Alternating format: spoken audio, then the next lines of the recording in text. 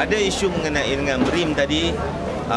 BRIM kita dapati ada terdapat individu-individu dengan 1,700,000 ya, yang mana dalam pemprosesan pertama itu ada keraguan untuk diberi kelulusan.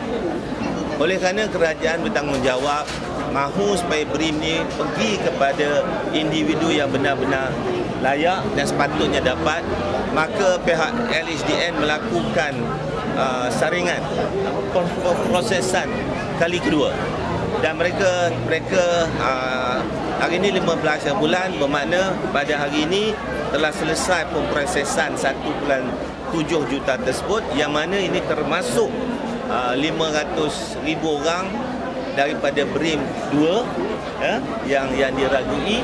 Kemudian 1.2 juta daripada BRIM 3 2014 yang permohonannya diragui kerana ada yang di Jabatan Pendaftaran, kad pengenalan tidak sama, ada berbagai-bagai isu.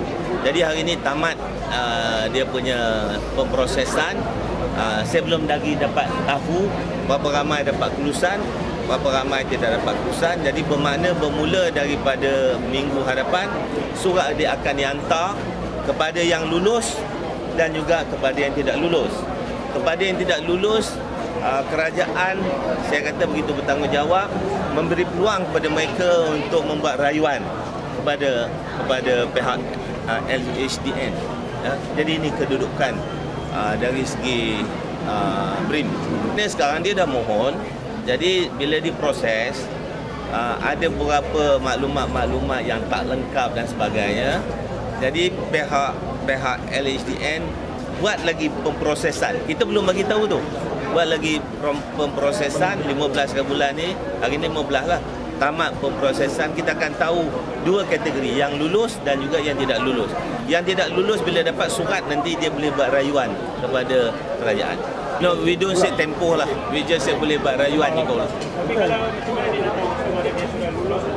Dan sekarang ni, beginning next week, kita akan hantar surat kepada semua yang saya kata 1,700,000 tu.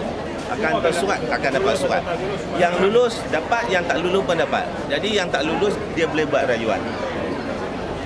Yang ini 1.7 juta termasuk yang BRIM 2, yang saya kata dari segi maklumat dan sebagainya, dia tak dapat matching. Oleh kerana pihak LHDN apabila dia buat pemprosesan, dia akan rujuk kepada KWSP, satu LHDN sendirilah. KWSP, dia akan rujuk kepada KWAP, Kumpulan Wang Amanah Pencen, dia akan rujuk kepada JPJ dan beberapa agensi lain. Dalam rujukan tersebut, kadang-kadang ada maklumat-maklumat yang tidak sama. Jadi dia kemas kinikan lagi. Kemudian itu yang saya kata dia proses semula.